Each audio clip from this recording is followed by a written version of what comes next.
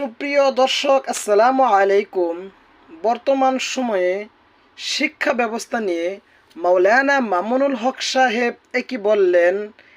MR Samia media 2050 Netrokona. Doctor Yunus সাহেব, আপনি ভালো মানুষ, আপনার অন্যান্য বিষয়বাদ, কিন্তু এইভাবে শিক্ষা কমিশন গঠন করলেন একটা। শিক্ষা কমিশনের ব্যাপারে আমরা কথা বলছি কয়েকদিন ধরে। আমাদের স্বাভাবিক কথাগুলো মনে হচ্ছে আপনাদের কান দিয়ে ঢুকছে না।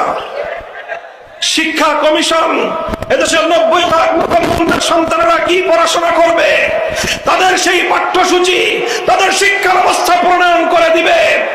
এই ধরনের কামরুল হাসান মামুন নামে এবং সামিনা লুৎফা নামে সমকামীদের প্রমোটকারী এই ধরনের কুলাঙ্গারদেরকে দিয়ে বাংলাদেশের শিক্ষা ব্যবস্থায় বাস্তবায়ন করার ষড়যন্ত্র হলে বাংলাদেশটায় আবার শাপলা চত্বর হবে।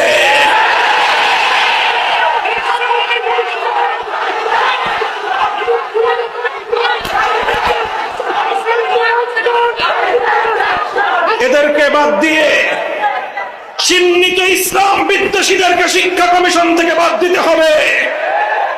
এদেশের পরিচিত ইসলামী শিক্ষাবিদদেরকে দিয়ে নতুন করে শিক্ষা কমিশন গঠন করতে হবে।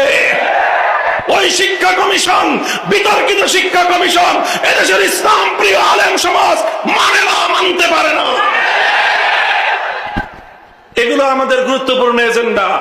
1 নম্বর শিক্ষা কমিশন, আর একটা হলো মানবতা বিরোধী অপরাধের নামে, অপরাধের মধ্যে সংস্কারের নামে কোরআন বিরোধী, ইসলাম বিরোধী, ইসলামী সভ্যতা সংস্কৃতি বিরোধী, বাংলাদেশের হাজার বছরের ঐতিহ্য এবং চিন্তা চেতনা পরিপন্থী যেই সকল ধারাগুলো সংস্কার করে অন্তর্ভুক্ত করবার প্রস্তাবনা করা হয়েছে। ভালোয় ভালোয় বলতেছি, কথা শুনেন। যদি এগুলো অন্তর্ভুক্ত করাই হয় শেষ পর্যন্ত, যদি এগুলোকে বাদ না দেওয়া হয়, এদেশের আলেম সমাজ জীবন মরণের পরোয়া করবার সময় পাবে না।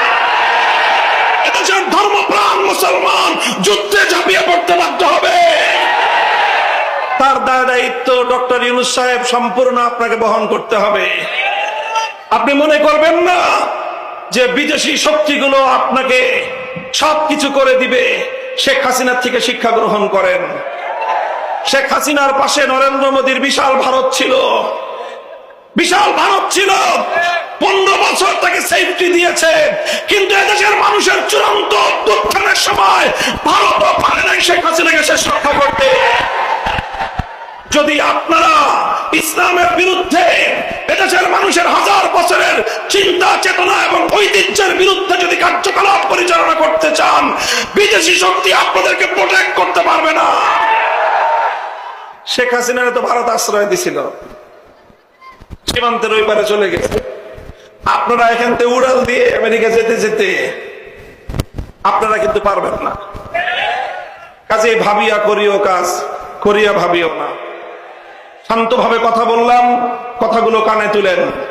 ভারতে, সেই মহারাষ্ট্রে আমার নবীকে কটূক্তি করার যে জঘন্য ঘটনা সংঘটিত হয়েছে, বাংলাদেশে ভারতীয় রাষ্ট্রদূতকে তলব করে সতর্ক করুন, সতর্ক করুন।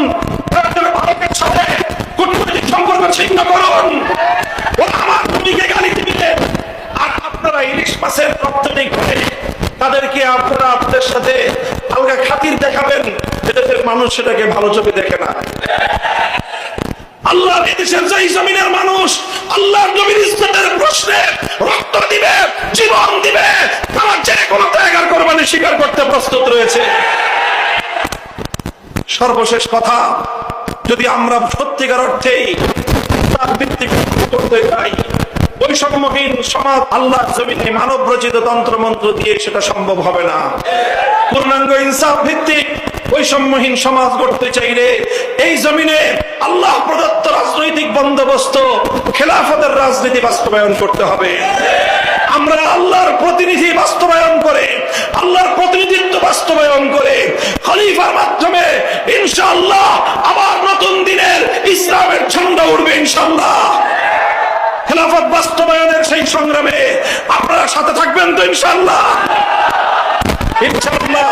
এই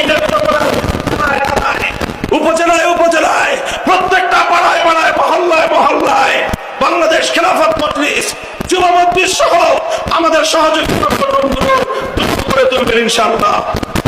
ইনশাআল্লাহ আমরা ঐক্যবদ্ধ থাকি, সংঘবদ্ধ থাকি, আমার স্বাধীনতা কেউ ছিনিয়ে নিতে পারবে না। আল্লাহ পাক রব্বুল আলামিন আমাদেরকে তৌফিক দান করুন।